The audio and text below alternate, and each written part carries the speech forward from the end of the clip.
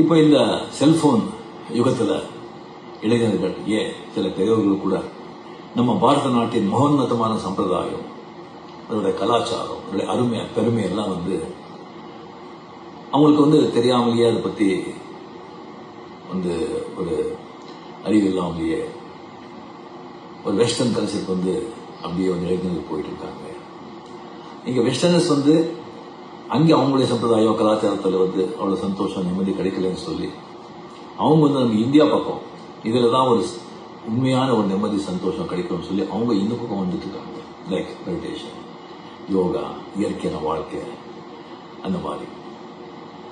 So நம்ம பாரத நாட்டின் அந்த மகோன்னதமான அந்த கலாச்சார சம்பிரதாயம் அருமை பெருமை எல்லாம் இளைஞர் மக்கள்கிட்ட போய் சேர்க்கணும், அந்த விழிப்புணர்வு ஏற்படுத்த வேண்டும் அப்படின்னு சொல்லி லதா அவர்கள் இருக்கிற எல்லா முயற்சியும் அந்த ஆண்டவன் அருளால வெற்றி அடைய வேண்டும் என்று நான் வேண்டுகிறேன். வாழ்த்துகிறேன். நன்றி. செய்திகளை உடனுக்குடனும் துல்லியமாகவும் தெரிந்து கொள்ள சப்ஸ்கிரைப் பண்ணுங்க.